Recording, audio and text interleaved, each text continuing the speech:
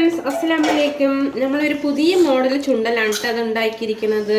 ഇത് നമ്മൾ സാധാ ഗ്രീൻ പീസ് ഉണ്ടല്ലോ, ഗ്രീൻ പീസ് നമ്മൾ ഈ ബീച്ചിലൊക്കെ പോയാൽ കഴിക്കില്ലേ, ആ ടേസ്റ്റിലാണ് അത് ചുണ്ടൽ ഉണ്ടാക്കിയിരിക്കുന്നത്. ഗ്രീൻ പീസും വൈറ്റ് കടലയാണ്.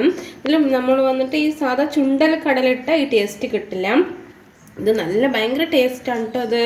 പക്ഷേ ഇത് നമുക്ക് ഈ ബീച്ചിലത്തെ അവിടെ പോയി കഴിക്കണ പോലെ സെറ്റപ്പ് ആക്കിയിട്ട് 2 പേർക്ക് സ്കൂൾ ലീവല്ലേ കുട്ടികൾക്ക്, അവർക്കൊരു സെറ്റപ്പൊക്കെ ആക്കിയിട്ട് കൊടുക്കട്ടെ. നമ്മൾ സാധാ കഴിച്ചാലും നല്ല ടേസ്റ്റ് ഉണ്ടാകും. പിന്നെ വന്നിട്ട് നമ്മൾ ചോറിൽ കൂടെ കഴിച്ചാലും, ഞാൻ ചോറിക്കാണ് ഉണ്ടാക്കിയത്. ഇതിലൊരു മുട്ടയൊക്കെ പൊട്ടിച്ച് ഒഴിച്ചിട്ടുണ്ട്. നമ്മൾ സാധാ കടല നല്ല വേവിക്കുക. വേവിച്ച ശേഷം അതിനൊരു ചീഞ്ചട്ടിയിൽ ഇത്തിരി താളിക്കുക. കടുക്, കറുവേപ്പില, പിന്നെ എന്താണ് പച്ചമുളക് അതൊക്കെ ഇട്ടുകൊണ്ട് നല്ലൊന്ന് താളിക്കുക. താളിച്ച ശേഷം കടല കൊട്ടുക, മീറ്റ് മസാല പൊടി ഇടുക. എന്നിട്ട് അതൊക്കെ കഴിഞ്ഞിട്ട് ഒരു മുട്ട പൊട്ടിച്ച് ഒഴിക്കുക.